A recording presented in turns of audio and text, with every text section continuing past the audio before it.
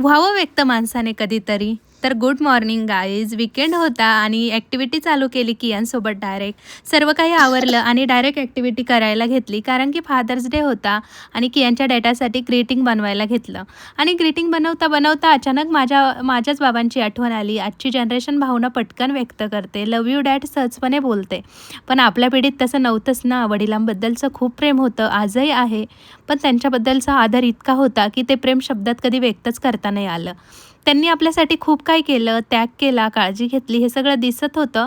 पण त्यांना मिठी मारून समोर बसून तुम्ही माझ्यासाठी किती महत्त्वाचे आहात हे आपण कधी सांगितलंच नाही. आता आज कियांच्या डॅडासाठी शुभेच्छा बनवताना जाणवलं की काही नाती अशी असतात ज्यात खूप प्रेम असतं पण शब्द अपुरे पडतात. त्यातलंच असं एक नातं म्हणजे वडील आणि आपण.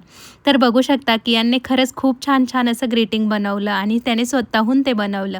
मी थोडीफार हेल्प केली आणि तो इतका इंटरेस्टेड होता की म्हणजे त्याला माहीत होतं की उद्या फादर्स डे आहे. स्कूलमधून वगैरे ऐकलं होतं आणि ते स्वतःहून त्याने बनवलं.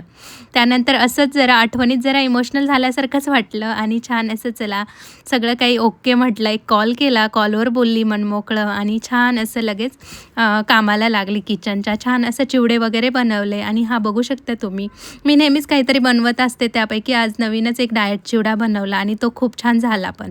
आणि इव्हिनिंग झाली, दिवे लागण्याची वेळ वगैरे झाली, दिवा, रांगोळी वगैरे. वीकेंडला सगळ्या गोष्टी म्हणजे डीप क्लिनिंगच होतं. छान असं दिवे वगैरे लावले आणि छान कियांनी शुभंकरोती बोलायला घेतली. खूप छान छान अशी देवपूजा वगैरे झाली आणि छान असं रात्रीचं डिनर वगैरे झालं. सर्व कामं वगैरे झाली आणि अशी झाली आमची गुड नाईट. चला बाय, भेटूया नेक्स्ट मिनी व्लॉगमध्ये.